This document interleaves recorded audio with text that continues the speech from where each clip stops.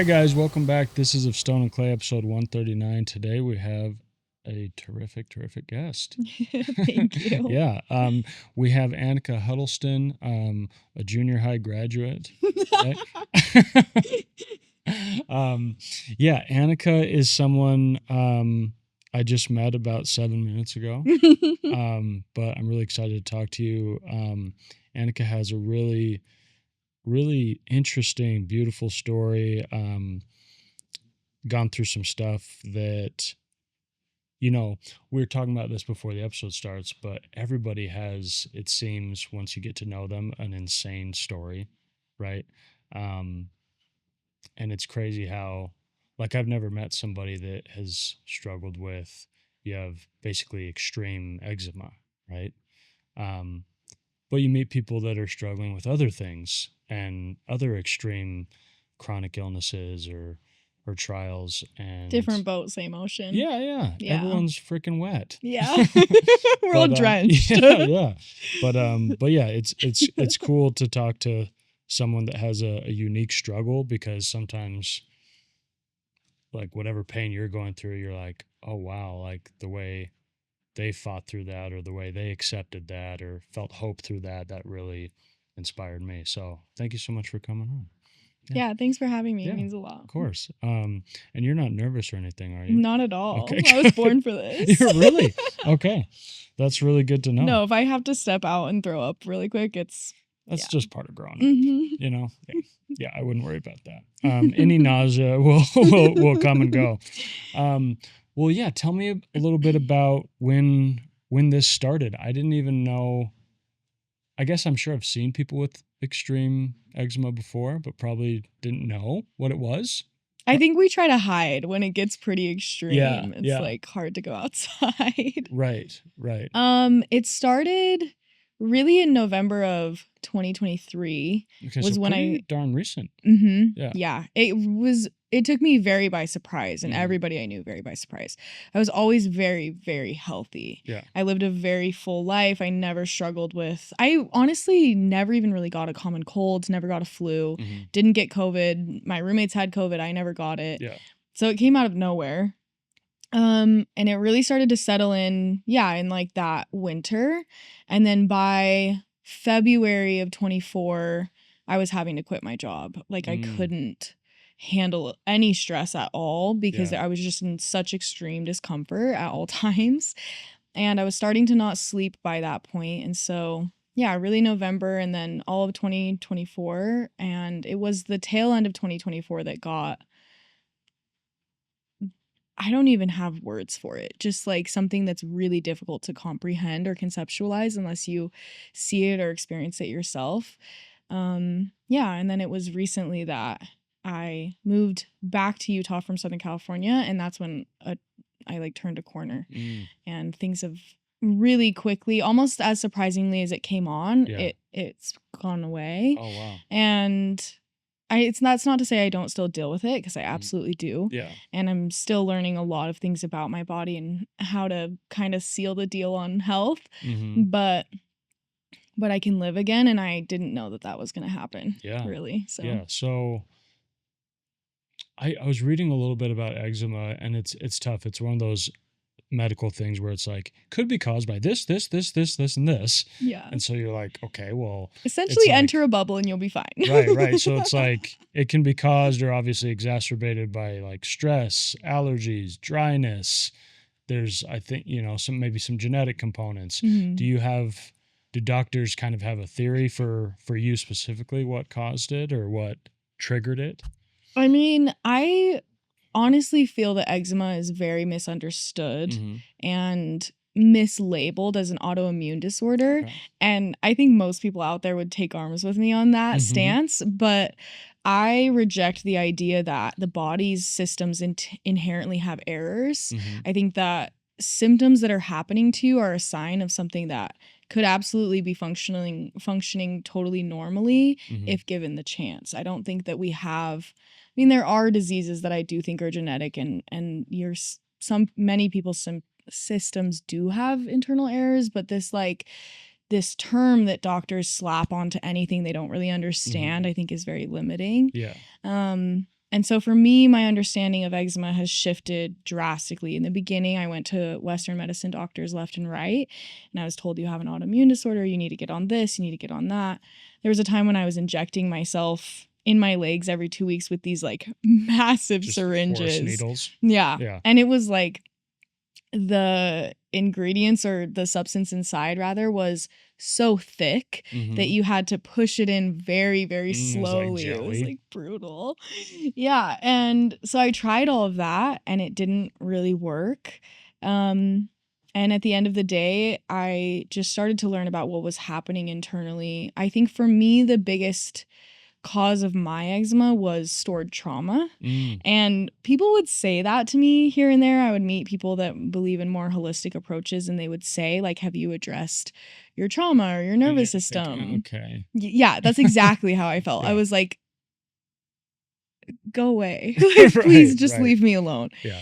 But it turns out they were right. And as time went on, yeah, learning how simple it is to take care of something that seems so complex, because my eczema to everybody was just dumbfounding. No one could understand what was happening. No one could understand how it was getting worse and worse no matter what I did.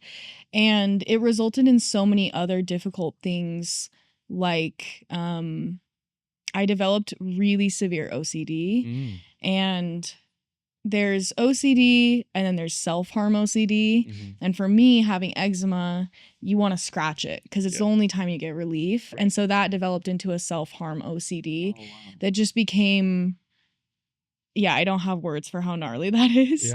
And so that took a toll mentally, and I think that made me decline even faster.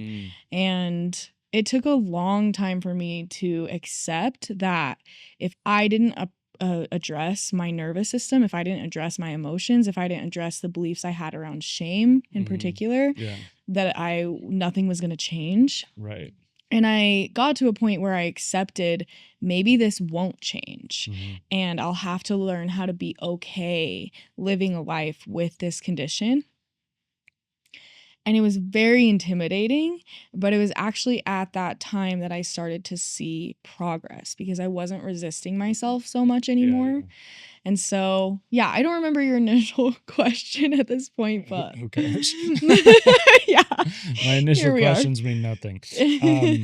So help me understand. I've never heard about like OCD self-harm. Yeah. So is that essentially the same as normal self-harm? You're doing it for kind of similar reasons, for escape and to numb and to feel something, but it's connected with there's some compulsion to it. Yeah, help me understand. Yeah, it's similar to almost an addictive behavior in a lot of ways.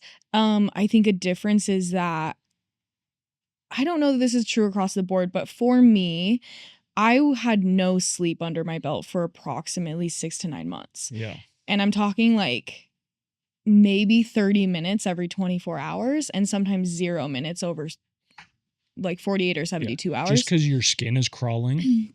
Yeah. Yeah. And you can't get comfortable? Yeah, there's burning, there's itching, there's anxiety. After so much sleep deprivation, so many other things in your body go offline, and certain things that are really harmful come online, like compulsions. Right. You become much more animalistic in nature, and all of like what makes you a human being, a dynamic whole human being, goes offline. Your frontal cortex goes offline when you're that stressed out.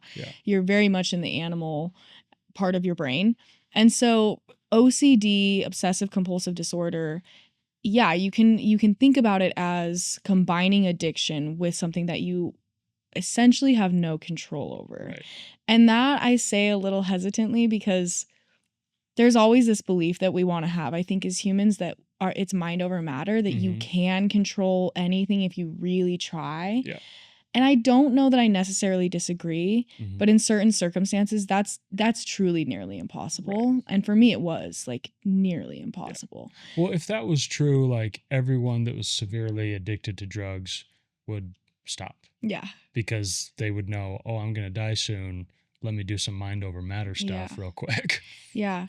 I think when you're a slave to shame, that controls compulsions the most. I really believe that at this point, that it was the shame inside of me that fueled my OCD so heavily. When I started to forgive myself and have compassion for myself, that was when my compulsions quieted down, and I could replace those compulsions to scratch or rip my skin back open with something else or something less detrimental. But even for a long time, like, just to be specific, when you have eczema and you're scratching all the time, if you use like something super sharp or your nails, you're going to absolutely just fillet yourself. And so I just was so focused, laser focused on don't scratch, don't scratch, don't scratch. Like, it took me over a year to get to the point where I was like, maybe I should just find something less damaging to scratch with. I was too ashamed of scratching at all to accept that maybe I deserve relief and I can find it in a less detrimental way. That changed my life. Letting myself have permission to do the act that I believed was so horrid in a way that was less harmful really turned things around for me quite a bit. Wow. So when you're talking about self-harm in this instance, is it in your head, is it something where you're just like, I need some form of control, I need some escape from the itchiness, so if it's pain, that's okay, I'm willing to go there? Pain didn't register for me. I'm not sure how it works for everybody who experiences self-harm OCD, but mine being paired with eczema specifically, itching is very pleasurable. It's extremely euphoric. And so when I was scratching, it was as if I was a drug addict and had just smoked meth. I felt amazing. Now, simultaneously, there was a part of my brain, the logic part of my brain, that was like, what are you doing? This is terrible. Stop, stop, stop, stop. But I just couldn't listen to that. It was like a sea of suffering. And then when I would scratch, it was like moments of euphoria. When you don't sleep, nothing matters to you but relief. I don't think as humans we understand how much we rely on being able to turn our brains off for a few hours a day. And when it's taken away from you, like, your desire for relief is so overwhelming. It consumes you. So even though I was watching my body deteriorate in front of my eyes, I so desperately needed comfort that I just couldn't keep myself from. Yeah, that's wow. So, when you have a night like that where you just kind of say, screw it, I'm going to Scratch Town. What is the feeling mentally, emotionally the next day when you're kind of a little bit ravished from that? Yeah, that's such a fun question. I mean, the cycle is very interesting, and I've never explained this to somebody, so this is such a cool opportunity, honestly, but it's resist, resist, resist, and then you remember how good it would feel, and then you're like, you know what? Just never mind. And for me, it was the bathroom. I would always leave where I was at and go into the bathroom.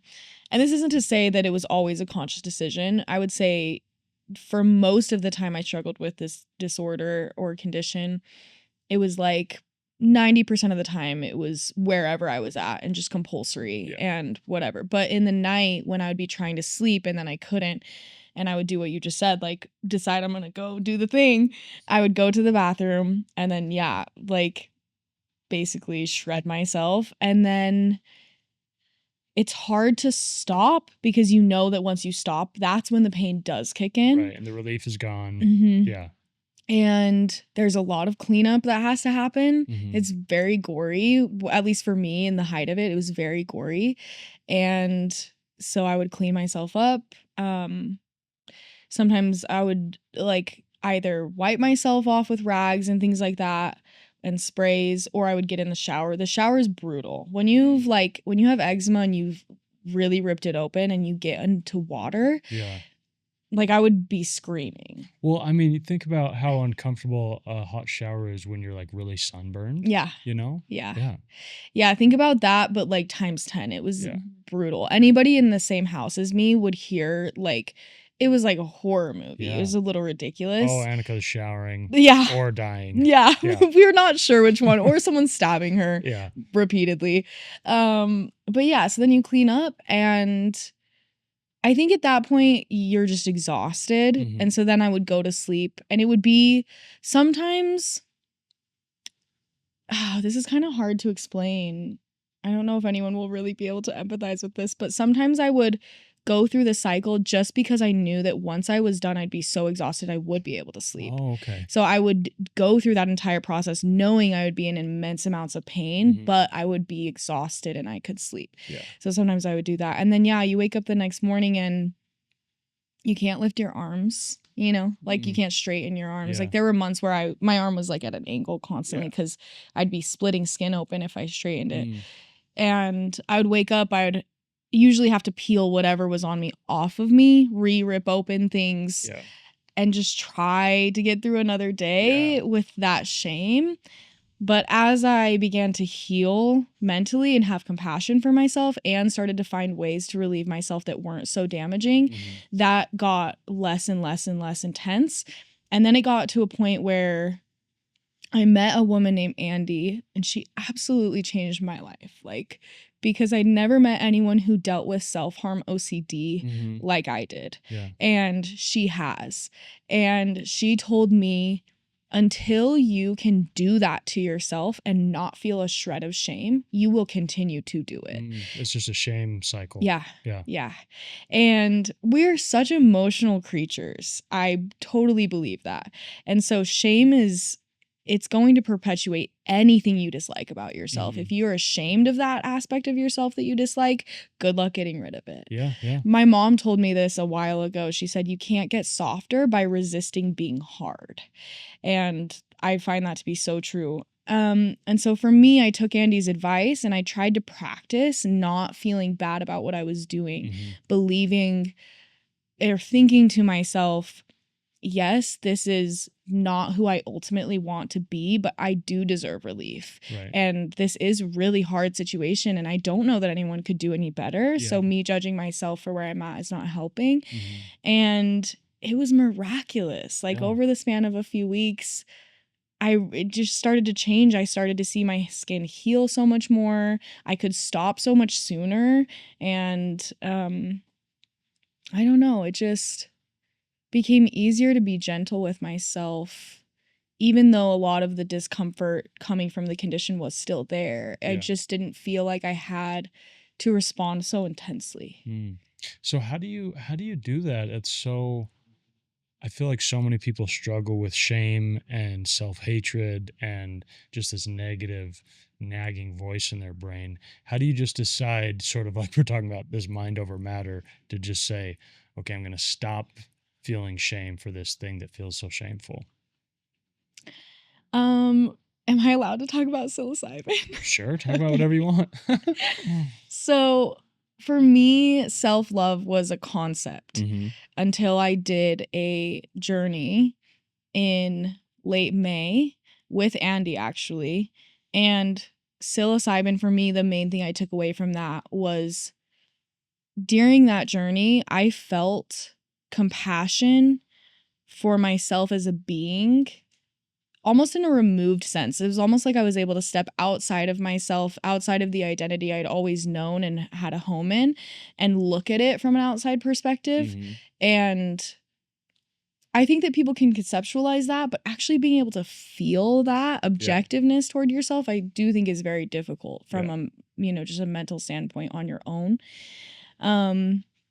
And when I was able to do that, I saw a human being that was trying everything she knew, every moment of every hour of every day, to become good enough to exit this suffering. And I just was like, holy, that's so unfair. Why would I beat myself up at the same time? I have always held myself to extremely high standards, and I've allowed the perceptions of me that others had to fuel that.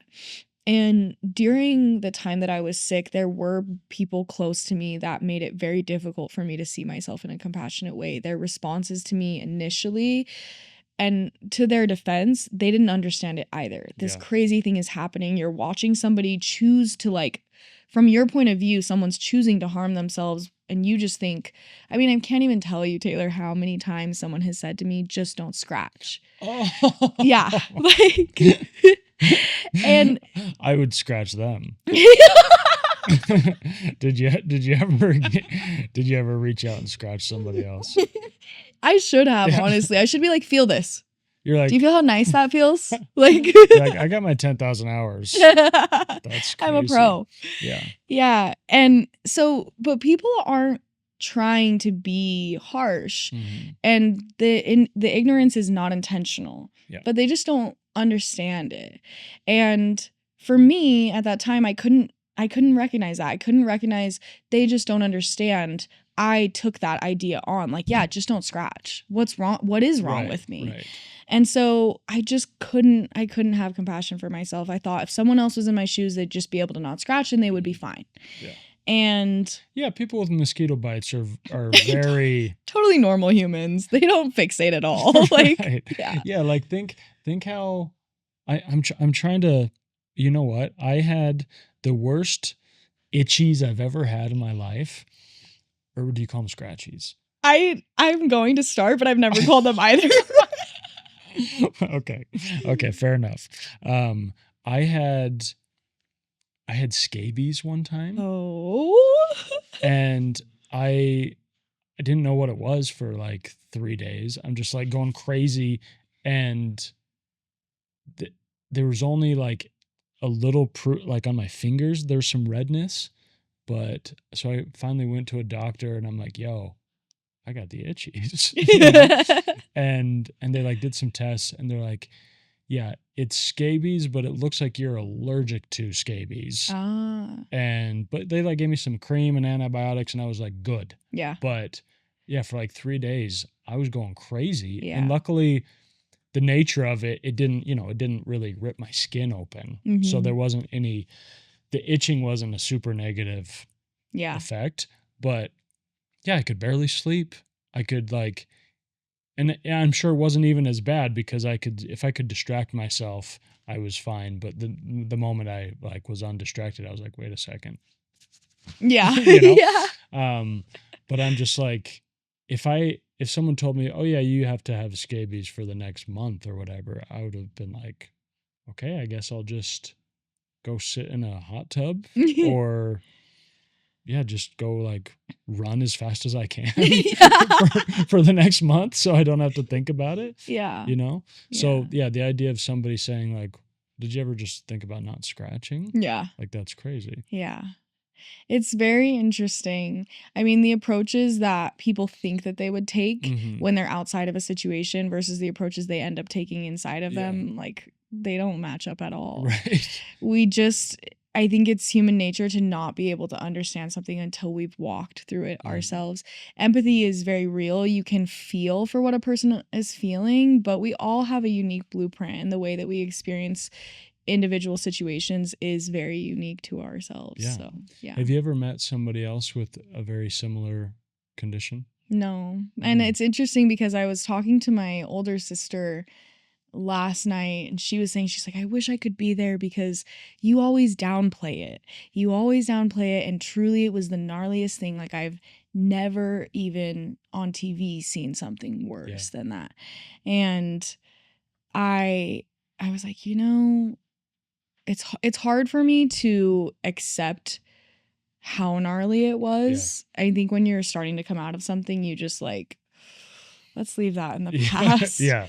But truthfully, it was exceptionally difficult, I think, because of that aspect, because I didn't see anybody struggling quite the way I did. I would meet people and they would be like, oh, I've had eczema.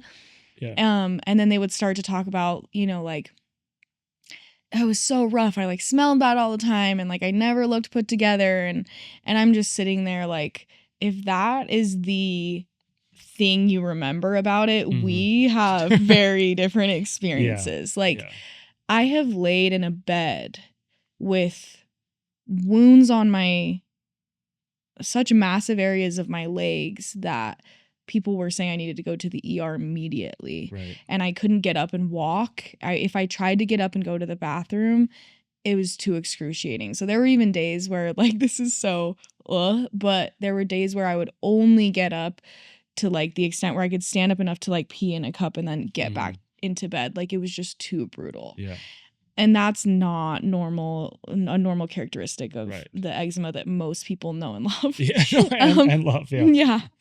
And it really wasn't until I met Andy that I met somebody who understood me. She didn't have eczema, but she did have self-harm OCD.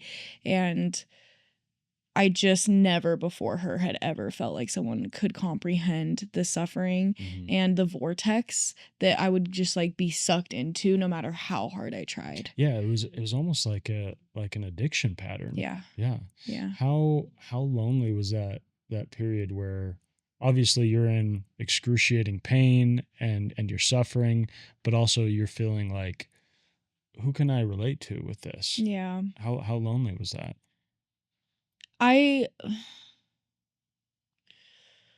Lonely almost seems like a gentle word compared to what. I mean, I don't have language It for. was violent loneliness. Yeah, it was very violent. That's actually a good way to put it. It was every second was like weeks. Like I went through this for months on end, like a year and a half, but really it almost felt like I went through it for like 10 years. Right, because the days just dragged on because they were so horrific. And every moment is unrelenting. Like, truthfully, when you have what I had, there aren't comforts, especially when you're trying to approach it the way that I did, which I left Western medicine behind 4 months into it. And from that point forward had zero medical relief ever.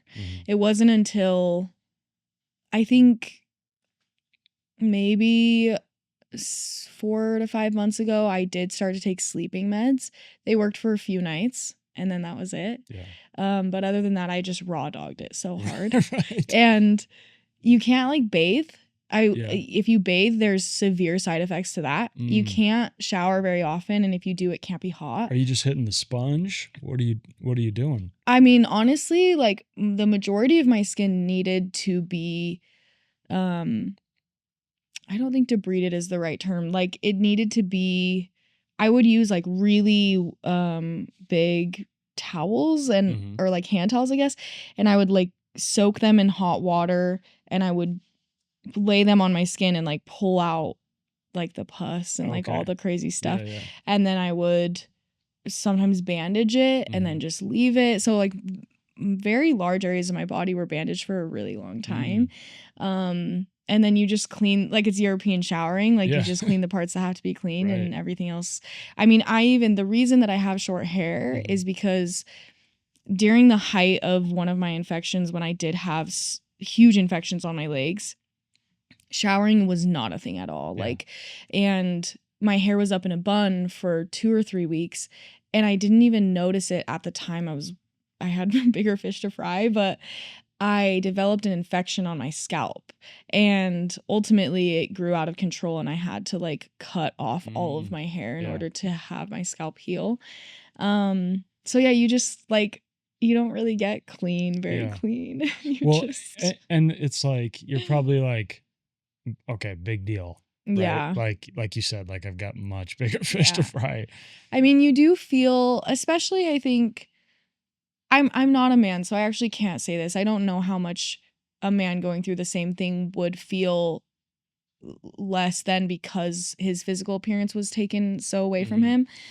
But I think for me especially, so much of my identity my whole life had been rooted in I'm this really pretty girl. Yeah. And I have really clear skin and I'm super healthy and and it was just gone. Yeah. I was like a rotting human. Like I had rotting flesh on all over my body. Yeah.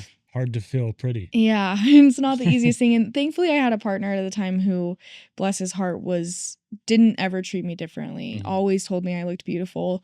it was very like kind, but it never, like, you look in the mirror, you don't see anything worth looking at. Yeah. And so you do, like, you know, no matter what, you just feel like I have no idea who this person is. And that I think was a really hard aspect of it, just not identifying with the body that I was in. Yeah. Like, this is your home, but you feel like it's attacking you. Yeah. So that was really gnarly. What was it like to maintain relationships during that period with friends, with romantic relationships?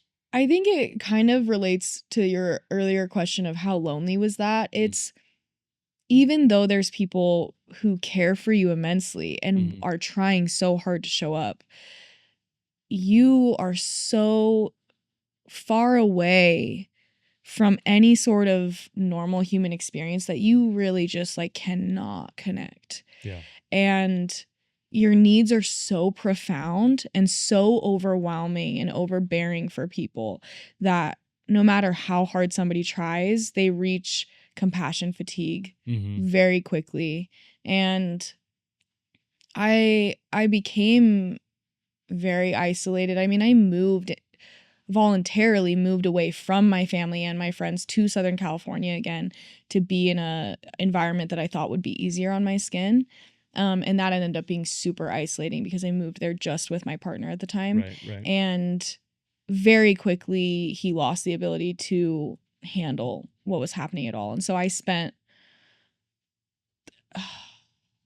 months in a bathroom, like genuinely, like in the bathtub 23 or 24 hours a day. Wow. Would get out, sleep on the floor of the bathroom for like 30 minutes, get up, get back in the bathtub. Were you soaking? Well, I was soaking in hydrogen peroxide baths at the time, which I actually do not suggest to anybody watching this. Please don't do that to yourself. And if someone's telling you you should, come talk to me.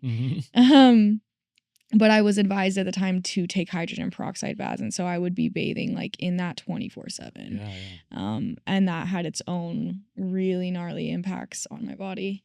But yeah, I was just very isolated. And I mean, we know scientifically they've done many, many studies that show that an isolated brain just goes to shit, essentially. Like when you don't have human interaction and you don't have positive engagements with other human beings, you deteriorate very quickly. Yeah. Well, even if you like took away all of your pain and suffering, if you were living the bathroom life for months on end, you couldn't help but be depressed. Yeah. Even if you went in, you're like, I'm feeling good. I'm gonna hit the tub for, for 23 hours. Like you would go insane. Yeah.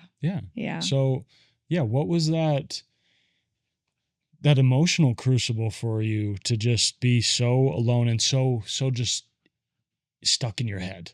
That's all you had was your thoughts, and they were probably not lovely thoughts. I hated myself. Yeah. Like I hated that I needed things from others. Like I just wanted so badly.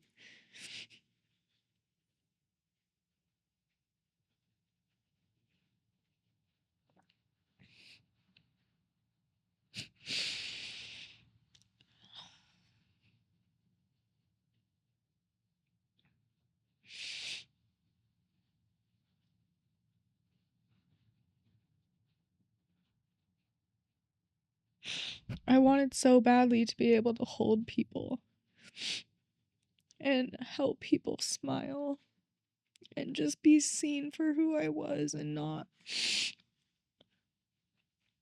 The time that I did get to spend with people was almost harder because I couldn't be present. I would be sitting there trying so hard not to like scratch myself, just like in extreme discomfort. Yeah.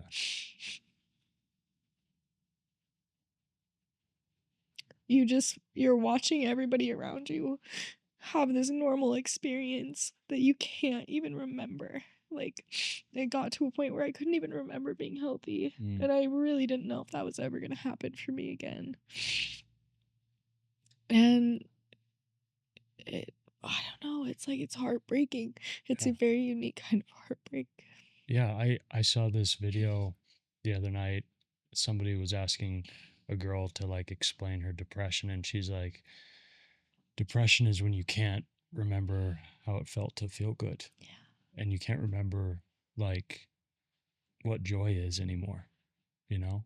And that's got to be such a hopeless place, Yeah. right? Did you ever get to a point where you're like, I don't think this is worth it anymore? Yeah. I think it was January of this year, just a few months ago, that I had gone to a psychiatrist, or I think this was right before I went to a psychiatrist actually. I got to a point where I developed a panic disorder just to top it all off. Yeah, just kind of for fun. Yeah. Yeah. And it got to a point where everything triggered me so extremely. Like, it was almost unbelievable. Like, I would go through that fun cycle we talked about, like the destruction cycle, and then I would get in the bath or the shower to take care of myself, and I would get clean, get it all handled, and then I would go to get out of the bathtub, and it would trigger me so much to even think about getting out of the bathtub that I would start over and I would wound myself all over again. And doing that repeatedly, like as you said, when you had scabies, for a few days, if you scratch yourself, you're probably gonna be fine. Mm-hmm. Like, you might have a couple like scratches that take a week or so to heal. Yeah.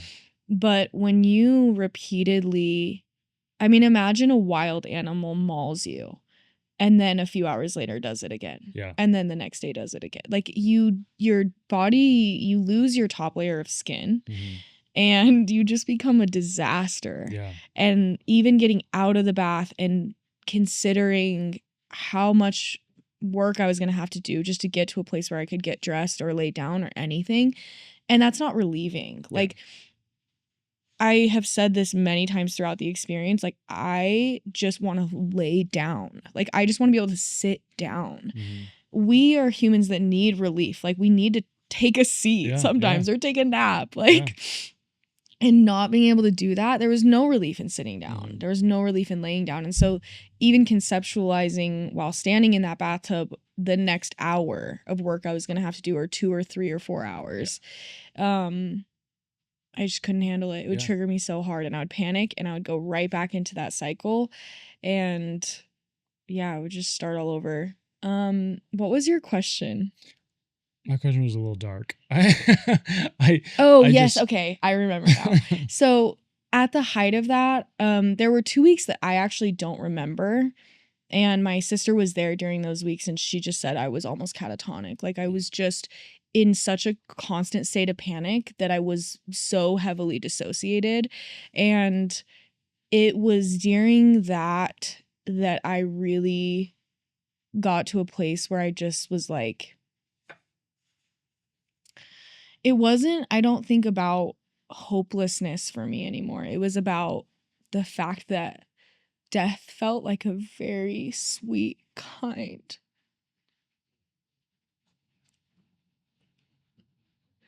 option. Like, there was nothing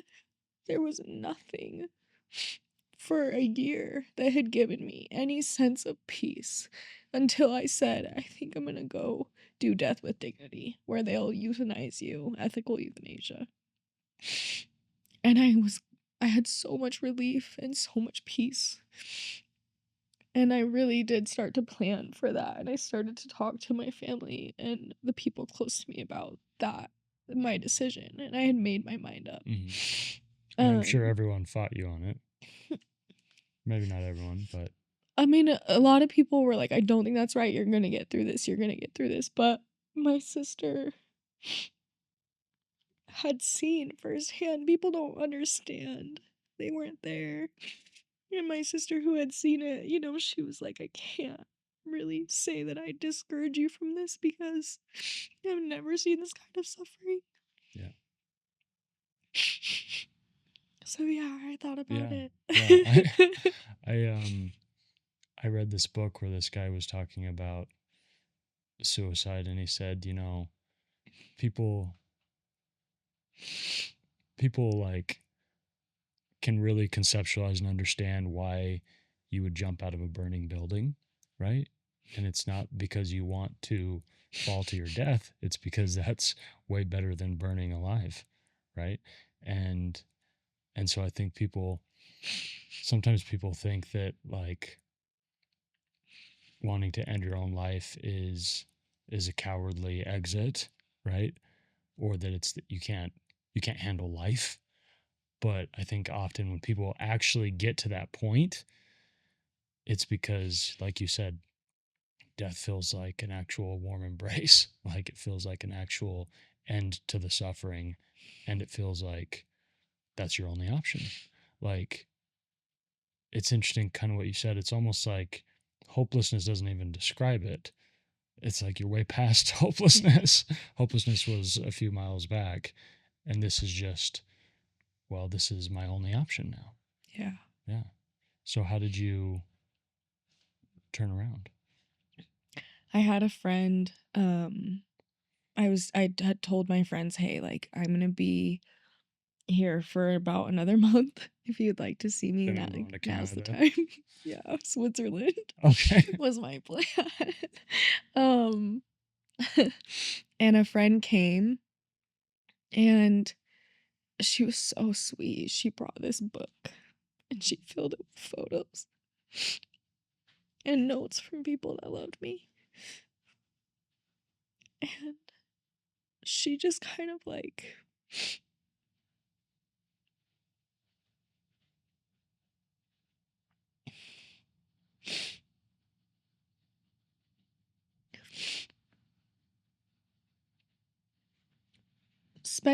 she was there for about a week, and spending that week with her, I remembered the version of myself that had existed.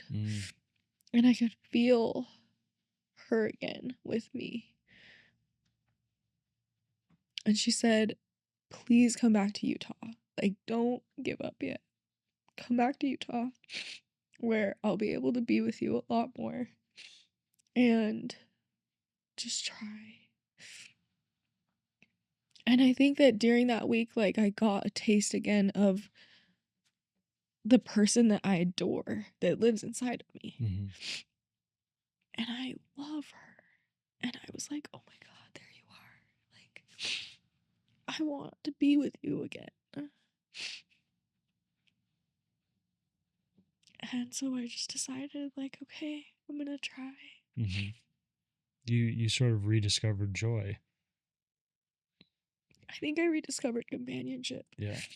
I have been so isolated, not only from other human beings, and honestly, I don't even know that I always had someone near me that loved me. Yeah.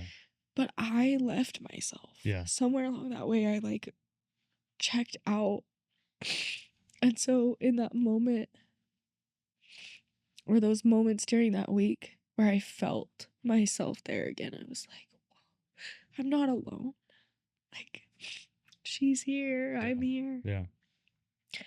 And I can't say in that moment that I believed that I would stick around forever still, or even through the year. But I was just like, okay. It just carved out a little pathway of hope for you. Yeah. Yeah. And it was very shortly after that that my grandmother passed away. And I was laying in that bed with that infection on my legs. And truly, I can't even explain how psycho that is. Like, my legs were so hot. Like, when you have a severe infection, your body heats up to kill it. My legs were so hot. But my grandmother was laying in a bed in Washington State and she was gonna die. And I was like, I can't even walk. But if I don't go see her, I will never forgive myself. Like, there's nothing that I would be okay with keeping me from her. And so my dear sweet father, like, helped me wrap my legs up, handle what I needed to handle, and fly up to Washington to go see my grandma. And she asked me to sing for her. And she just told me how special I was, and she just asked me to please do something with that specialness.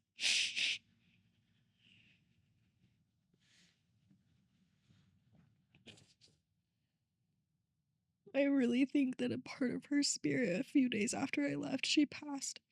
And I really feel like a part of her spirit came into me so that I could give you some extra strength. Yeah, that's beautiful. Okay, I'm going to read this quote to you, and I want to hear some thoughts.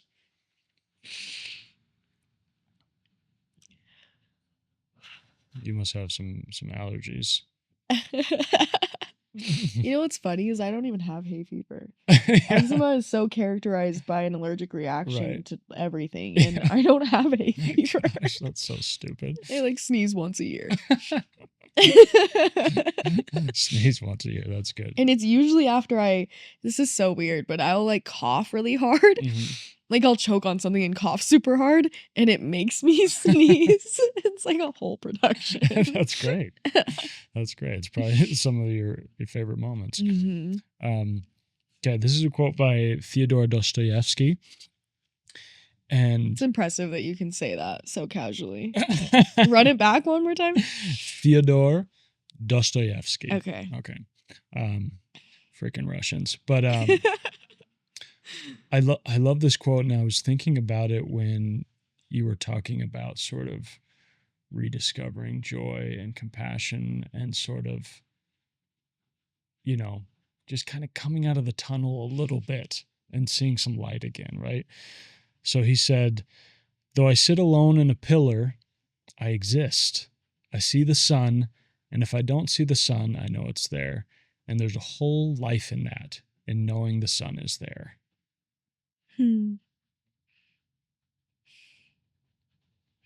It takes me immediately back to the bathroom and this window, and how the closest I got to an enjoyable experience was watching the light in the window change colors throughout the day. And it was that way. It was a unique kind of comfort knowing that there was a world out there that was still turning. Yeah. I think some part deep down inside of me knew I was going to be able to go out there and do that. Yeah. So now that you're not completely out of the woods, but now that you've turned a corner and things are better and you're more functional, how much do you appreciate these little joys of life? It's so funny because there's astounding gratitude and there's ridiculous humanness. Moments where I forget how miraculous it is, or I'll get caught up with some sadness or some discouragement and forget that the fact I can literally get out of my bed in the morning or wear clothes like normal human clothes. And by the way, Anica has on these awesome pants, but you can't see them. Thank you. You can feel them though. The energy of them is with us in the can room. feel them. I actually, like a couple weeks ago, I hiked the hill right next to my house, and it was evening time, and I mean, you live in Lehigh, you know it's windy just like all the time. And especially up on Traverse, it's just like a tunnel. And I was standing up there and the wind was blowing like crazy. You could almost lean back on it, which is my actual like bucket list item in life. Like I really want to go somewhere where I can be upheld by the wind. But it was close to that. And I stood there and remembered how I used to not even like, I would go to leave my house sometimes and I would put on layers and a hood and everything, because if a breeze came through, like I would literally have to turn around and go home. Like I just couldn't handle any sensation at all. And I'm standing there on top of this hill with shorts on and a t-shirt on, and the wind is just like and I was like, this is the sickest feeling of all time. Like I might as well have been on a roller coaster. I was so overjoyed just to feel an element that powerful. It was a very spiritual experience for me. And I was so grateful. Just just to be a part of everything again. Yeah. You know, and be happy that I was a part of it and comfortable. I wasn't like itching to go home and bundle up or whatever Yeah, it is. I was just there. literally itching to go. Yeah. Yeah. Yeah. Yeah. And then there's moments where, have you ever seen Eat, Pray, Love? No, but I've eaten and prayed and loved. It's amazing. Yeah. Why am I forgetting the actress's name right Julia now? Roberts. Yes, thank you. Julia Roberts. Just an astounding actress. She, in that movie, Do I need to watch it tonight? You should. Okay. Honestly, I watch that movie probably more than I should. Like most days. More than I care to admit. Okay. I'm like, it's my comfort movie. Yeah. I lost my whole train of thought. Okay, Julia's an astounding actress. Yeah. We love her. Oh, okay. So in the very beginning of the movie, she's talking about how she has a friend. The character has a friend who's a therapist. And she gets asked to go in and talk to all these refugees and to help them. And she's thinking to herself, how am I going to be able to do this? Like, I've never been in a war-torn country. I've never had to leave my home behind or watch family members die in front of me.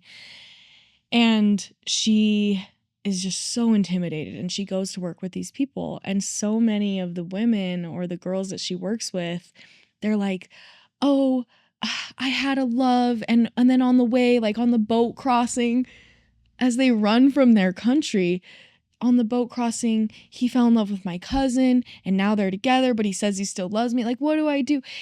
She's illustrating that the human heart, no matter what's happening around you, it's like, we care about love. Right, We care about, like, we will be sad even in the face of miracles. Right. Like, and so sometimes I will watch that movie to remind myself how lucky I am. And that first scene where she's saying this always reminds me. I do that all the time. Yeah. Something will get me down and I'll just be like, like, just, I can't believe this is happening to me. And then I'm like, I'll pass by a mirror.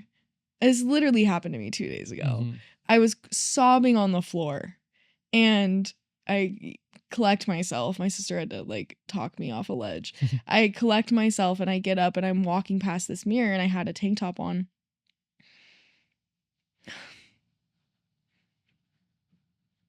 And I saw my back. And it's healed. And that really like finished up in the last like 2 weeks, genuinely. And I looked at it and I was like, there's nothing to be sad about.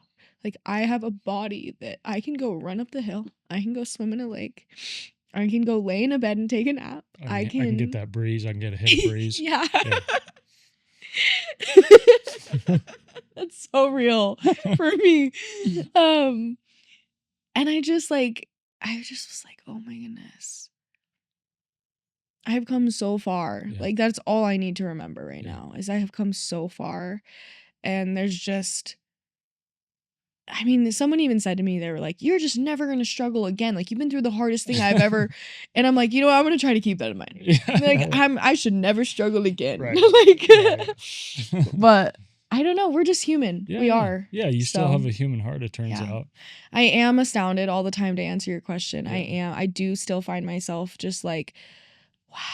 What are some other little comforts and luxuries of life that you didn't realize were so amazing, maybe? Oh, that's such a nice question. I think something that some people might think this is kind of shallow, but just to be able to like get ready and feel pretty and feel like I look like myself and I'm emulating myself and can meet people and show people my spirit through like my countenance and my eyes. That is a joy that I can't even explain. Right. Like the chance to get to show who you are by how you look is an absolute privilege. Yeah. Absolutely. So that's one. Yeah, I've never thought about that. I just put a shirt on. Yeah. But, You're lucky. No, but I mean, you do, at least I do, like when I put on clothes, I'm like, do these look good? I'm going out into the world. Yeah. People are going to see me. Is the shirt wrinkly? What are we working with? Yeah. Yeah. You got to prep to be perceived. Right. Yeah. So that's one for sure. Listening to music. And this is something that pertains a little more to the psychosis state that I was in. There was a long time where I could not listen to music. Really? Why? I was so overstimulated just as a constant state of existence that sound was triggering. Just overwhelming. Yeah. Like I just couldn't. I really just couldn't. There were a lot of things that I really just like could not handle. Like I couldn't even watch the same kinds of movies I always had. The only thing I could really watch, and I watched so much of it, was interviews of actors and actresses. I think it's actually a series called like Actors Interviewing Actors or something like that. It's so good. And that was like the only thing I could watch because it was just understimulating. It was comforting. It made me feel like I was with people. Yeah. Even when I wasn't. But now like listening to music, because I don't know if you know this, but I sing and I have a huge desire to go forward in life and record music and release music and perform it. And so music was always a huge part of my life. Like I'm one of the many that have hundreds of playlists, and each of those playlists has hundreds of songs. And I'm constantly searching for new music, and it's just a joy of my life. Do you understand these people that don't have playlists?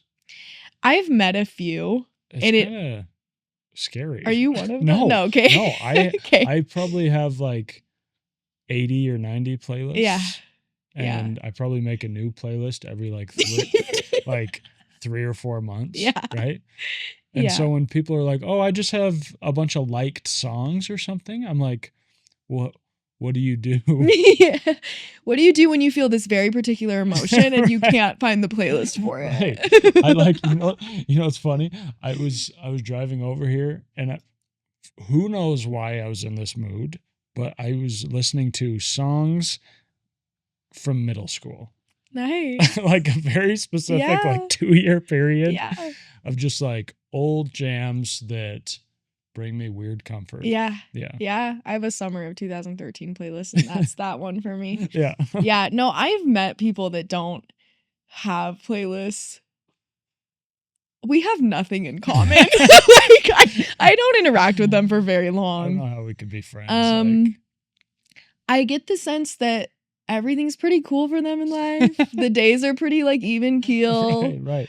There's it not actually a whole really lot. says a lot about a person, doesn't it? I'm gonna give some grace to some people that are maybe in a different generation. Yeah. I mean, I will say to their credit, I'm a little neurotic. Sure. So I think there's also like maybe there's something a little wrong with us as well. Yeah, there's maybe a little OCD factor of wanting to like have the perfect song for every single moment in life. But gosh, how exciting though. Like if it's wrong, then I don't want to be right. I mean, how special is it to find a song that you're like, "Oh, I know what playlist this is going on." Yeah. Or just a song. I mean, my favorite playlist that I have is my Special to Me playlist. And when I find a song that I can put on that, I'm like riding a high for a week straight. Yeah. I'm like, this is like it's genuinely part of the meaning of life to me. Yeah. Good music is. And so having music back in my life is like, thank God. You know what I did one time that was really, really fun? And I've never done this before or since. I should probably do it again because it was so nice. But I had like this trip planned to Europe, and I was going to be there for like 3 weeks. And so I was like, okay, in the interim, when I find new music, instead of adding it to this new playlist like I normally do, I'm going to add it to like this Europe playlist, and I'm not going to listen to it until I'm in Europe. Oh. And so I'd find a song, I'd become obsessed with it, but then I would save it. And it took a lot of like self-discipline. That's I would like to hear a psychologist talk about this as a phenomenon, because that is a really interesting way. It's almost, it gives me like Pavlov vibes. Yeah. Like you're really setting yourself up to have like the craziest trip. But then not only that, you're setting yourself up to then from then on, if you listen to that music, like it's gonna take you right back there. That's genius. Yeah, so it actually was really I don't think I have cool. the discipline to postpone listening to something good. It but wasn't, you know, it was just like a 2-week period or whatever. Nothing crazy. But yeah, it was. But yeah, now I have that playlist and I'm just like walking the streets of Croatia, or I'm driving in the car to Switzerland. Like, it's crazy. Tell me about that. Tell me about how, like, because I can feel that you're a person that has deep experiences wherever you are, whatever you're doing. So tell me about how it felt for you to travel. Like, I mean, it feels currently, you probably do it all the time, but yeah. I've been to, I think, 21 countries, 49 states. You know, what's the state you haven't been to? Freaking Alaska. No way. You really got to do that. Yeah, you want to go? Yeah. Okay. I do. Okay. Especially as someone who grew up in Seattle. Like, I'm surprised that you never. Well, no one took me. Yeah, no, I got it. But it's, you know what? It's really poetic because it's the final frontier. It's the last state of the Union. Shouldn't it be the last that I visit? I mean, and Alaska is, like, to have that as the last place you're going to go. It's not like Kansas or something. Right, because my 48. No offense to anyone from Kansas. Well, we've all, yeah. You can't say that Kansas is mountainous. I'll just say that. But yeah, my 49th state was North Dakota. Okay. And how did you feel about North Dakota? I've got mixed reviews, but you don't want North Dakota to be your 50th. That's what I say. Yeah. Very anticlimactic. Yeah. I literally went to North Dakota just to go to North Dakota, just because I was like, well, I got to go. Yeah, it's eventually. number 49. Yeah, can't be number 50. So here we are. But to answer your question,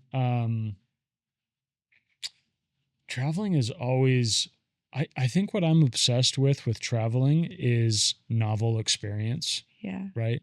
And I crave that really anywhere I go. Like I love going for walks, and Big walk guy.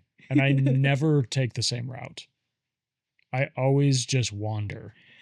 You're inspiring me. I'm a creature of habit. Yeah. Well, and it's funny because I think most of us, I'm a creature of habit with plenty of weird things. Yeah. Right. But how do you always find new places to go? well, they're often very similar, but I just am like, oh, I've never gone down this street. Or I usually go this way. Let me try this way. Are you aware of how healthy that is for your brain? I have heard. I did a therapy called Saracet during like the more intense period of my condition. And it's something that impacts all sorts of things in the brain. And one thing that they tell you is that while you're doing it, your homework is to do something a little bit different each day, or as many things as you can a little bit differently. And one of the main suggestions is go on a walk and take a different street, or go, you know, a little bit further than usual, or go somewhere completely new altogether. And that's actually really healthy for the brain. So well, good for me. But you're gonna live a long life. Yeah. But yeah, I mean, like yesterday, another reason I go for long walks is I'm often like editing a podcast. Like I'm listening to a 2-hour podcast and like noting timestamps. Yeah. And so I'm like, I don't want to just sit down for 3 hours and do this. Yeah. I'll just go for a walk. So yesterday I was doing that, and I live right by a golf course. And so I'm like, I'm going to look for some golf balls. And so I like found like 10 golf balls, and I just like to wander. But anyway, so to me, traveling is the ultimate form of wandering. Yeah. You know, like if you're in a new state, a new country, new city, everything is new. You have new restaurants, you have new people, new cultures. And so I just got obsessed with the novelty of it. Yeah. And I'm also weirdly obsessed with, it's starting to sound like I have OCD, but I don't. I'm weirdly obsessed with lists. And so I've written down every city I've ever been to in my entire life. That's awesome. How long is it? It's pretty long. Yeah. I don't know. I don't have it numbered. I should have it numbered. I just have it like numbered. Yeah, I don't think you can say you have OCD unless it's like organized in a very neurotic way. I have other lists that are. You're like, I do have those trust too. me, I don't. Like I have a list of every restaurant I've ever been to, every movie I've ever seen. Every movie you've ever seen. Sure do. Okay, Eat, Pray, Love better be on it. It will tomorrow. Soon. Yeah.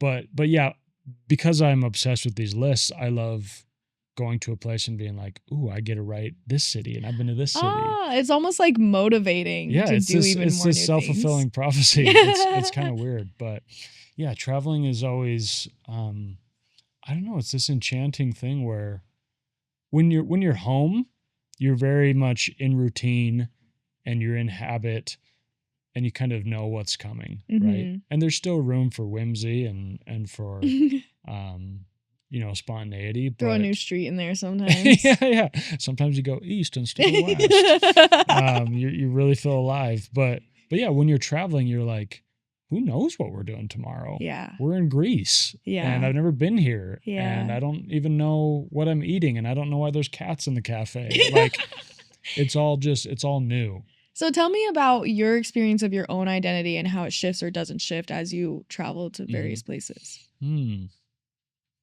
I think a lot of times unknowingly, but I think you become very like attuned to the human experience because you see all kinds of people and you see how they live differently and you see how they speak differently and how they dress differently. And so you come home and you're like, why am I so concerned about like the bagginess of my pant? why am I like making fun of the way this person talks? Like you just get a bigger, like you get a telescopic view of the world. Yeah. Right. And so I think it's hard to know how much it affects you, or how much it changes you and your own viewpoints, because I think they're so subtle. But yeah, I don't think you can travel a lot and not be changed. Yeah. Yeah.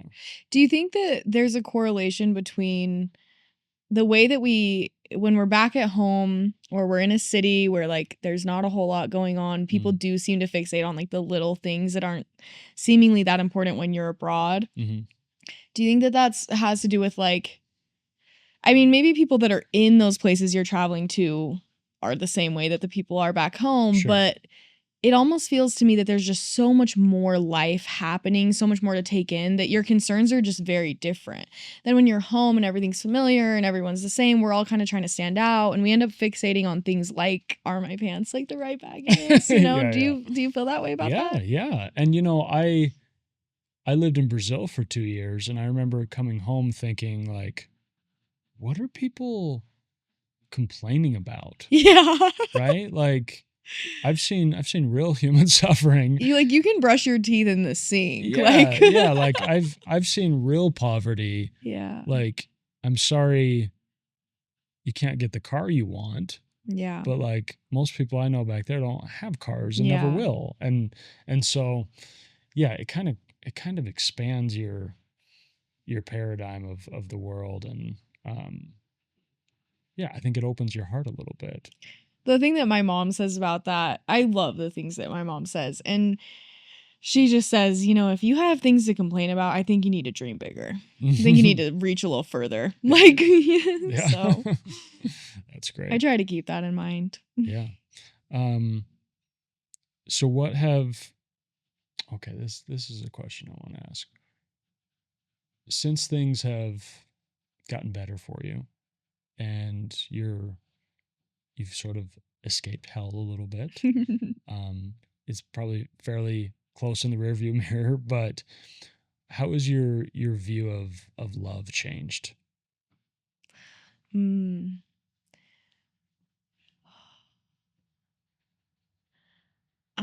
That's interesting. That relationship that I was in that I've referenced didn't survive this situation. And it's given me a really unique opportunity to look at this a lot deeper than I think I ever would have had it survived. And the way it impacted friendships as well. Like 2 days ago when I was sobbing on the floor, like I told you, that was over a friendship that has just run its course. Yeah. And for me, I I'm such a lover girl. Like I love, and I love friendships, and I will fight for those. Yeah. And I'll fight way past time to surrender Mm-hmm. something.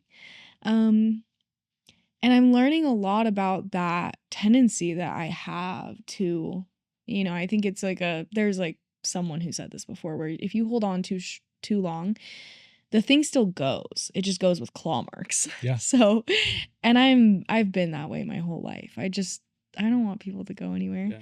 But I now view love as very different than something that kind of like happens to you. I mean, love itself, I almost see it as like an omniscient being. Like Mm-hmm. it's like a force that knows so much more than we do. Yeah. It's very pure. And so there's that perspective I have on it. And then there's the perspective that I look at of what do we do with it? Mm-hmm. And I think throughout the course of my life, I've been hit by it or been gifted it by the universe, Mm-hmm. and then done the best that I could. And then, sometimes when it gets really, really hard, you're just like, whoa, like I would rather not with all of this. And at this point, I see relationships and I see love as it exists inside of relationships as something a lot more similar to how I see life. Like you have to be game for life. Mm-hmm. Life is going to hit you in the face. Mm-hmm. Like sometimes every day for a year and a half, it will do that. Yeah. And if you're game for that, if you're really up for the joy of experience, I think my Instagram bio for the last like 5 years has been for the love of experience. And I think that I see love that way. If you cannot just view love as this really wonderful, profound thing that it absolutely is, but also see it as a whirlwind experience that sometimes is going to be way rougher than you would ever sign up for intentionally. Yeah. And still be up for it and still just be like, but this is raw. This is real. Because love is everything. Yeah. I'm always going to be a lover girl no matter how much I lose. Like it just doesn't matter to me because there's nothing more worth feeling in my opinion than that. And I'm up for it. Yeah. Like anything that comes with it, I'm there. Bring it. Yeah. Yeah. Well, I think love implicitly comes with pain. Yeah. Like even if you have the perfect relationship, you never fight, you never squabble, no one ever gets sick, no one ever, somebody eventually is going to pass away first. Yeah. It's completely unavoidable. Yeah. And so when you get the papers and you sign up for love, in very small print, it says, but also your heart will break. Yeah. And that part. And like I said, you have to be game. Yeah. Yeah. But I don't think there's an appropriate alternative. No, I agree with you. And I know a lot of people who would disagree. I know a lot of people that keep themselves at arm's length. But I think that when you do that, you keep yourself at arm's length from yourself. I think if you're not willing to really like hit the ground when it comes to loving other people, you're never going to get to like swim in the deepest waters of who you are. Yeah. And I don't know. So I know a lot of people that love to just hang out up here and good for them. I'm not that way. Yeah. I'm like such a deep thinker. I'm like, everything's that deep. Yeah. When people say it's not that deep, you're like, I just don't think you like to think. Yeah. Or maybe you're not good at it. I mean, listen, probably the same people that don't have playlists. Yeah. They correlate, I'm sure. Yeah.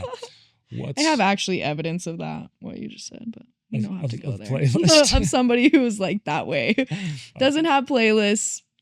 Doesn't think very much about stuff. Right. Gets a little uncomfortable when people do start to think too much about things. They're like, so, but I just stay far away. Sure.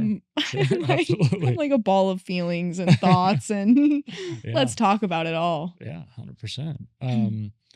What's the nicest thing anyone's ever said to you? Oh my goodness. Oh, that is such a good question. I have a list actually of like beautiful things people have said to me. Can I just like peek at it? Yeah. I think the other day someone said something to me and I don't think I wrote it down. You know what I have on my phone? I have an album titled the praise file. Oh. And it's I read about this in a book. It was talking about, you know, when people like text you really sweet things or give you compliments or whatever, they're like, you should screenshot them and put them in an album. And this guy Yeah. was like, I call it the praise file. And I'm like, Yeah. I like that. Yeah. It's the same type of vibe as this. It's the exact same thing. I mean, I forget to read this. I think my thought was, I'll read this when I don't feel good about myself. Sure. But instead I just wallow. Yeah. Yeah. Oh, I've wallowed. I mean, I was talking to a friend the other day, and he was saying how to him, and I feel this way as well, like, sad feelings aren't bad feelings. Hard feelings aren't bad feelings. They're just a feeling. Yeah. And it can be really enjoyable to feel. It's almost like a different color. Yeah. It's like, okay, I'm sitting with purple today instead of yellow. And I'm that way, especially with music. Like, even on a great day, like, if one of my favorite sad songs comes on, I'm like, oh, yes. Yeah. Like, and it's not going to bring me down. Okay, let's see. Oh, one of my favorite ones that's not very deep, right after I say everything's deep. I've actually been told this a handful of times in my life by different people, which I think I love. Like, compliments are really great. But when multiple people give you the same unique compliment, you're like, oh. Maybe they're right. Yeah. You're like, I'm convinced now. Yeah. People have told me I'm a shapeshifter. That like I can look so many different ways. And I really like that. Yeah, you're a chameleon. Yeah. Someone's told me that I have a healing voice, that when I sing it, it like honestly feels like things inside of them become more resonant. Yeah. That lands really heavy for me because my dream is to perform my music for people. And so I was like, oh, say it again. Yeah. Let's see.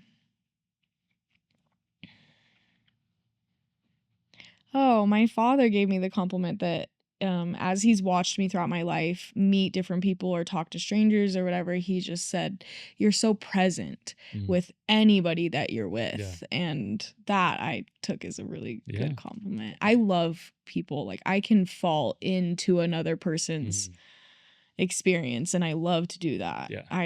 I'm fascinated by the human experience, as are you, hence this podcast. Yeah, I really do. You feel like do you ever feel like that? Like, you lose yourself in what somebody's saying, like almost like, forget who I am. Like, yeah. I don't know if I've ever thought about it in those words. What I think is sometimes when you're talking to somebody, to me, people always talk about being in a flow state with like art or with like athletics. But I think about conversational flow states. Yeah. And I think sometimes I love the moment when I realize I'm kind of in it and I'm like, this whole conversation is effortless. Yeah. And we're just both so present and just enjoying everything that's being said. And it's so beautiful and sacred. And you don't get it all the time. Right. But sometimes that's why I think it's a sin to be in that moment and say, well, it's getting late. Yeah. I better go to bed. You are so like me. I'm like, I'll be up till 3, 4, 5. What are we doing? Yeah. Like, I mean, if it's a good conversation, I'll stay till the bitter end. Yeah. But, I don't have the self-discipline to be like, well, I'm going to be tired tomorrow. Yeah. I'm like, yeah. I mean, the way I see it, and I can tell that you see it this way too, is it's like, my goal of being a healthy human being is so that I can enjoy those moments. Right. So I'm not going to pass it up, and I'm not going to cut it short. There's no chance. It's almost ironic where you're like, I want to be well rested so I can have these moments where my rest is disrupted. Yeah, exactly. Another one someone has said is that I'm very courageous in my relationships, that I'm not afraid to say whatever needs to be said, and I have a lot of integrity in that way, and that absolutely means a lot to me. I think that, especially because throughout my life I've had people dislike that quality in me, where I'll go there, like, whatever I think needs to be said, I'm not afraid of that. And there's a lot of people I've pushed away with that. And I think that continuing to feel positively about that attribute of mine, continuing to hold that close to my heart, not start to push it away and like dumb myself down. Yeah. I take pride in that. Yeah. As you should. Yeah. Thanks. This is like a compliment fest for me. I feel a little strange. This but is great. Let's see. My dear friend Julia, who actually just did my hair. She said, I've always understood why your confidence is so high, but honestly, it should be higher. I was like, that one just goes straight to the ego. You're like, really oh, my ego's being soothed. Yeah.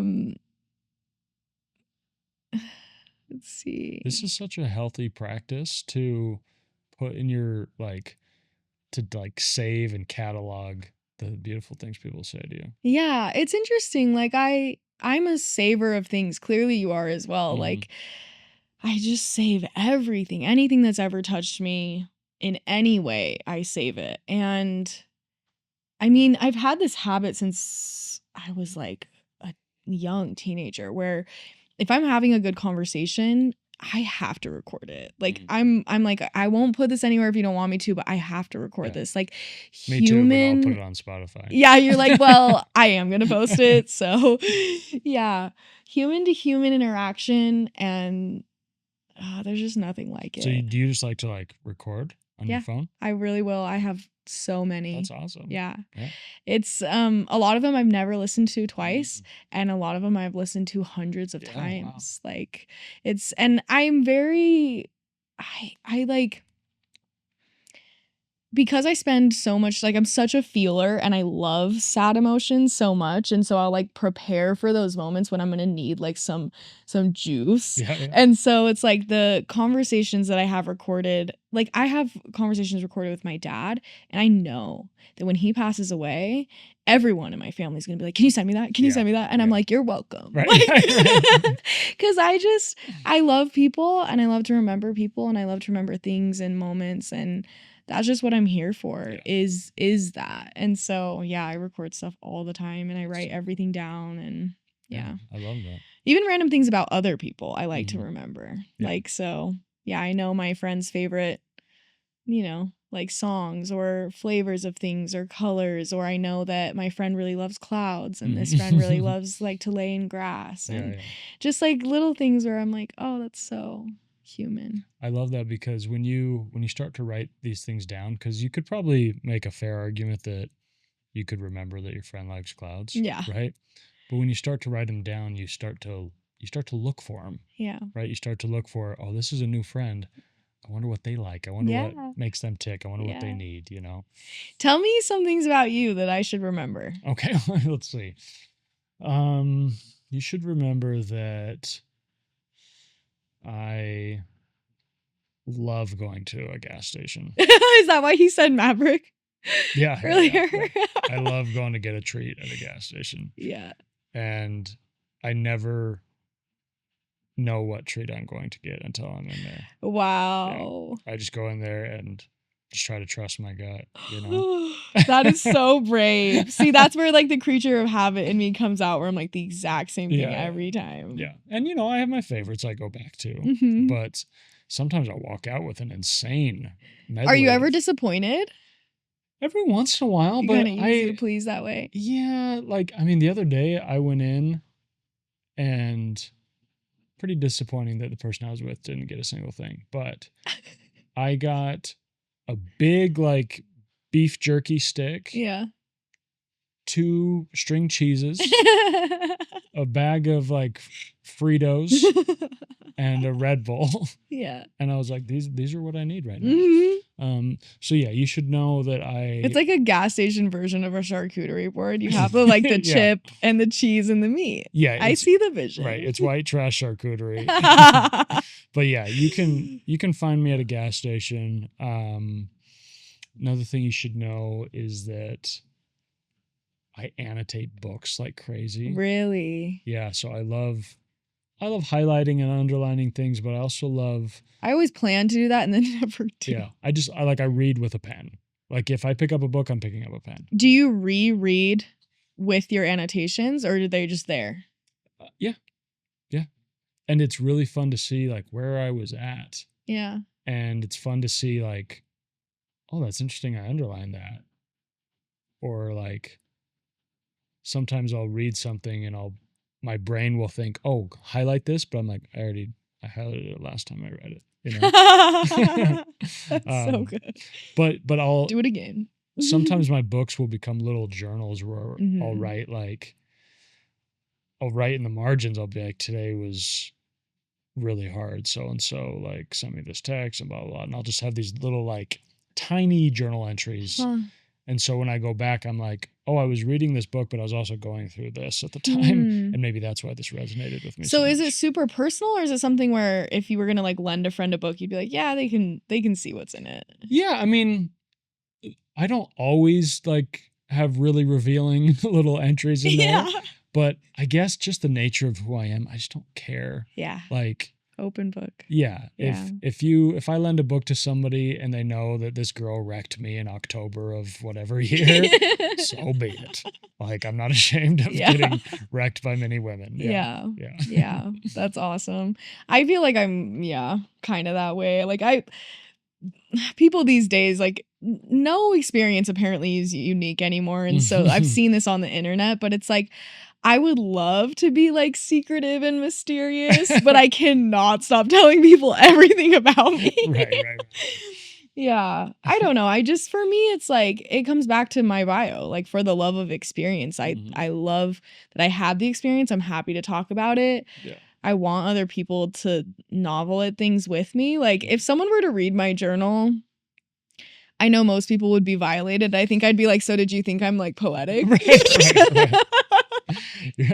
Yeah, for me it would be like, I'd be like, okay, yeah, I get that this was maybe hard for you to read, but was the sentence structure like what's your review though? Yeah.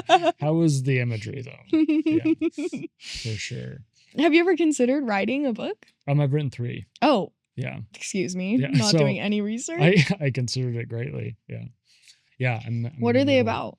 My first book is, so I write fiction and nonfiction. Oh. So my first book is like a funny memoir about dating and relationships and being lost and confused. I need you to lend me a copy. I want to read this. Yeah. And then my second book is about the Holocaust. Wow. Tell me how that came about. That's I tell people not an easy subject. I tell people they're both books about tragedy, but very different. Yeah, I was a history major. And I was always deeply enthralled by the Holocaust. Are you telling me you have a college degree? That's your way of like slipping that in there? Pretty darn close to one. Almost. But because I was going to teach high school history and like be a basketball coach. And then I got into writing and got into podcasting and stuff. But I was just always, I think, weirdly intrigued by human suffering. Yeah. And I think it just made me question things and made me look inward and made me feel incredible empathy for people I'd never even met. Yeah. And I just loved how it made me feel. And a lot of people were like, I can't read that stuff. It's too sad. But I just never felt that way. Have you been on location? I've been to Auschwitz. And so, yeah, part of the book was like me talking about why the Holocaust was so important to me and going to Auschwitz and feeling that. And then it kind of became a book about, finding utility in suffering and kind of drawing from stories from the Holocaust and stuff. Wow. And then my third book is a novel, kind of a coming of age story. Nice. Yeah. This is a very loose thing for me to say, but I'm writing a book slowly but surely. Nice. But it's sci-fi and cool. I like love fantasy. Oh, awesome. My favorite series maybe to this day is Fablehaven. Okay. Have you read it? I don't know anything about fables or havens. It's like it's probably a 4th or 5th grade reading level. Okay. That's when I first read it. Yeah. It's about, mythological creatures and this girl named Kendra and her brother Seth, and I just like to this day it's my favorite thing to read. It's just a comfort book. I mean, yes, and I've never read anything else where instantly I'm in a movie in my mind. Like that intensely. Like I always have something in my mind when I'm reading for sure, but that is just like a whole world suddenly, and I'm in it, and it's so vivid, and it's so, I love mythical creatures. I love all that stuff. And so I just love that book. And it's such an easy read, especially now that I'm like 25. I'm like fifth grade reading level. I got this. Got this in a few hours. Yeah, so that's great. Yeah, I love it. And the book that I'm writing, follows suit. It's going to end up being very like mythical in some senses. But awesome. Sci-fi mostly. How far along are you? 2 chapters. I won't tell anybody. 2 chapters. Yeah. Okay. I have the whole plot like figured out, but sitting down to actually get it written, it's gonna happen though, for sure. Yeah. But slowly. Awesome. Hey, I'm in the middle of my 4th book and have been for some time. Yeah. Yeah. How long have you been working on that? I've been working on it for probably 3 or 4 years. Yeah. But it's long periods of not writing. Yeah. Right. And it took me a really long time to realize like I had this plan of what it was going to be. And then I was literally driving home one night and realized, oh, that's not what the book's about. Oh, really? Yeah. Wow. So what brings you back, and then what pulls you away from writing? Oh gosh, probably I think the struggle is I really deeply enjoy the process, but it's also arduous and sometimes even painful. And so the problem is when I don't write for a week, even, it's hard to jump back in. Yeah, then it turns into a month or a year. Because it's a whole world I have to re-enter and refamiliarize myself. And I've lost momentum. Yeah. And I don't even think technically I've lost any creative flow, but it feels like I have. Yeah. And so when I'm at my best, I'm just writing every day, even if it's a paragraph or so. But yeah, when I'm just sitting at home and biting my knuckle and thinking about writing, it's not great. Are you the type that you write a lot and then you come back and edit it, or you like write and then you change it and then you write and then change it? I fiddle with both. Yeah. I really like to have, for each like project, I have like a specified notebook that this is just where all the trash goes. Any thoughts, any notes, any character ideas, anything I just throw in here unorganized. And then I go back to my laptop and I kind of try to alchemize that into something better. Yeah. That's awesome. I'm excited to read some of these. I actually just finished the book I was reading, and so I needed a book You're to ready. read. Yeah, okay. It's the right time. That's great. Well, yeah, luckily we're a small stone's throw from each other. Yeah. It turns out. Literally. Yeah. After, hearing you read those beautiful compliments from people, what do you feel like for yourself you love the most about yourself?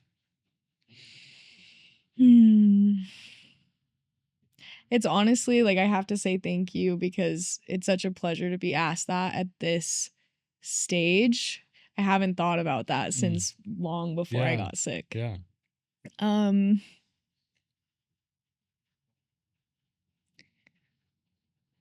really love the shape of my heart. Like I love that the way that I love, the way that I feel, the way that I let things hit me so hard, the way that I novel at the simplest things, the way that I feel when I'm with children, and the way that I feel when I'm with my grandparents, and the way that I feel when I'm with a new friend. Like, I just love the shape of my heart. I don't really know how to explain what I mean by that. I love that you say shape instead of size. Yeah. I think a lot of people say like, oh, I love the size of my heart, or they'll say that about other people. They have such a big heart. But I love the imagery of saying I love the shape of it, because it I don't know, it kind of expresses how, like you said, your heart feels different things around children and around new friends and romantic relationships and your parents, and it kind of shifts and molds. Yeah. I just love how real life is for me. And I think that that has to do with that. Yeah. It's just like the way that I am is I'm so here. I'm so here. I'm wide-eyed. Like I'm yeah. Game for life for right, sure. Yeah. And you're so here because you were so gone. Yeah. Yeah. Yeah, it's interesting. Like I think that's another thing that I love about myself is that even while being like almost like crucifying myself every day, it felt like I never like let up. I tried as hard as I could constantly. There was never a moment where I looked at something my body needed and was like, I just don't have it in me. Yeah. Like I would push and take care of whatever I could. And that has continued, you know, even as my body has begun to demand less and less and less in order to just get through a day. I still approach every single day like the best that I can. And I wasn't always like that before. Yeah. I was fixated on, I don't know really what I was fixated on, like being invited to the next cool thing or, you know, who knows, but I was not present to myself. And I think now I'm so present to myself and I'm trying as much as I can to like figure out the last, because there's still things happening in my body every day that are sending me signals of like, hey, something's still happening. Like I still deal with a lot of inflammation. Yeah. So I'll notice like there's swelling in my neck. Okay, like what did I do about that yesterday? Did it work? What do I do about that today? What do I like? I'm always paying attention. Always paying attention. And I know that before I got sick, I was like, can I ski down the mountain? Yeah. Okay, nothing else matters. Like yeah. And now there's a lot more presence and I'm resisting that a lot less. I think sometimes I do get tired of the task of like solving a puzzle every day that changes every day. Yeah. But at the same time, there's so much gratitude for where I'm at that it's no longer such a heavy chore. And also it's like I can enjoy having this body again. Yeah. It brings me unbelievable joy. So it's easier. Yeah. Is there like a weird amount of sort of renewed confidence? like just because you've been through such hell, is it easy to kind of look back and be like, I'm a freaking G? Yes and no. Yeah. Yeah, there's moments where I'm like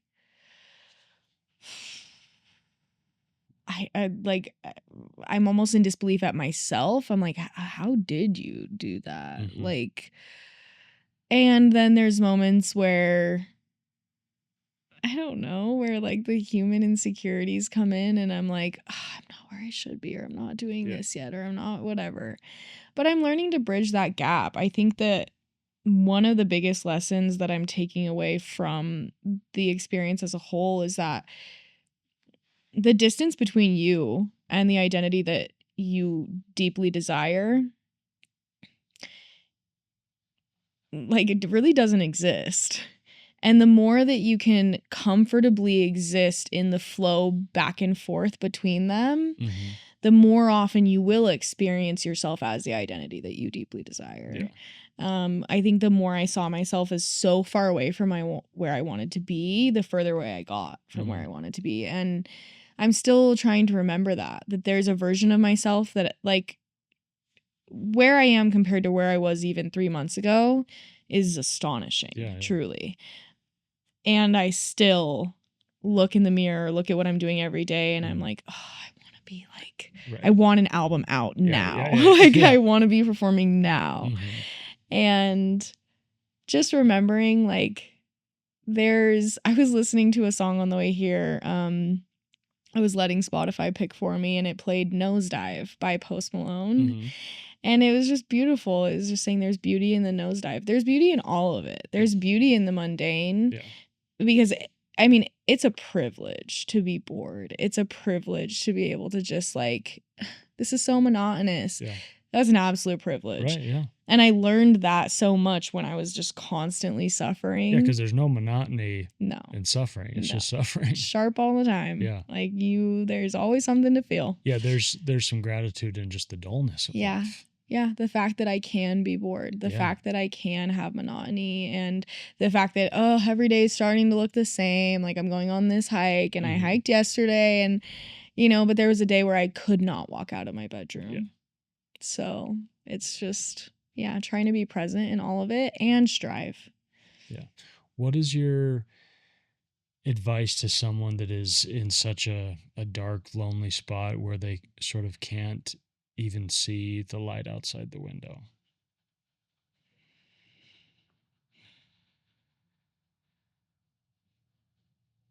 This is going to sound kind of backwards, but I would say don't fixate on hope. Don't fixate on believing that things will change. Just be gentle with yourself. If I could have been gentler with myself, so much sooner things would have shifted. Yeah. I like almost the task of having hope and believing I was going to get better was like another opportunity for me to feel like shit about myself. Yeah. Because then when I didn't feel hope, when I did feel discouraged, I was like I'm the whole problem. Yeah. I think that when you're in a state of suffering, whether it looks like mine or not, any state of suffering, if you're having a miserable time, like just be gentle with yourself. Just try to like mute your thoughts a little bit and just be. It will change. It absolutely will change. And for a long time, I didn't believe that. But the constant in life that people say is change, unfortunately, they're right. Like it does always change. Yeah. And so I think just be and be with yourself and get to know yourself as this person. Like you're worth being your own company, even in this state that doesn't feel good to you. Yeah. Don't leave yourself alone. Yeah. That's a really beautiful approach to it, because I think, and the irony is you don't have to fixate on hope, but I think in giving yourself that level of self-compassion, you're giving yourself hope. Yeah, and hope will find you. Right. It's like when you create space, when you're gentle and you're quiet, light is like a profound force. It will come. I think you just have to, at least for me, I had to quiet down the intense creation that was always happening in my brain in order for the more pure elements that exist to come find me. The way that I view God and spirit, the spirits that we have inside of ourselves and the essence of spirit that exists all around us, it's a force that is everywhere, but we push it out with all this thinking and all this worrying and all this fixating and all these ideas about what should or shouldn't be in any given moment or who we should or shouldn't be in any given moment. And I could say so many pieces of advice. Like I have a lot that I would say. If someone came to me and said, I'm struggling with this, what should I do? I'd probably say a lot more. But ultimately, the reason that I say just quiet down and be gentle is because anything I tell someone could go right over their head. They need to learn what's going to work for them. And that's only going to happen when they allow that spirit in and they get quiet and they get to a place where they're not making it so hard. Yeah. That makes a lot of sense. Well, Anica, any final thoughts? Any final questions, concerns, complaints? I mean, as someone who clearly has enjoyed so much of life and lived a really big life, I think I'm curious what your advice to me is as someone who's still on the tail end of a healing journey. Like, what should I be focusing on from your point of view? I think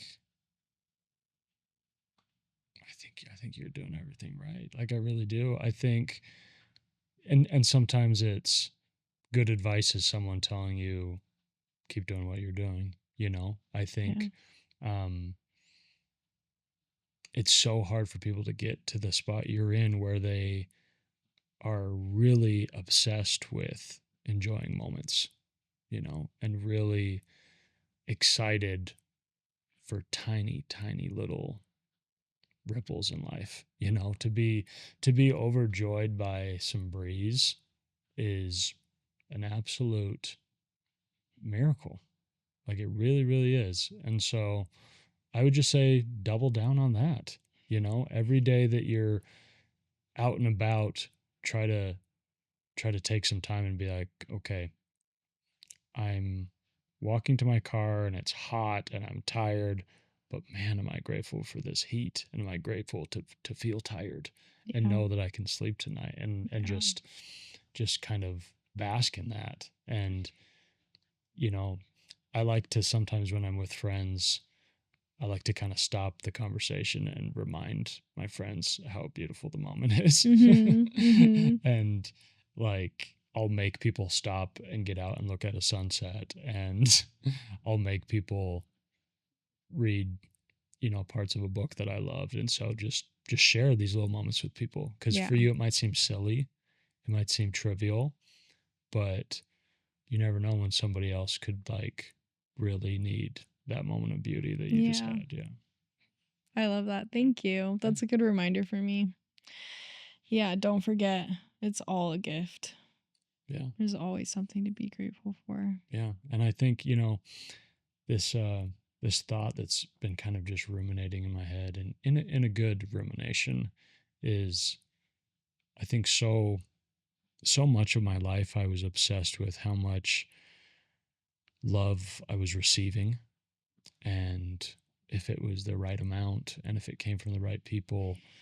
And I think I realized I'm not here to receive love, I'm here to give love. And you'll inevitably receive it, if that's your approach. But I don't want to fixate on how much I'm getting. I want to fixate on how much I'm giving. That's very impactful for me in this moment. Thank you. Yeah. That's huge. Yeah, that's awesome. I think that is an added layer for me to be grateful that I'm back in a body where I can go out in the world and give so much. Yeah. Like, yeah. Awesome. Okay. Well, thanks so much. Yeah, thank you. Okay.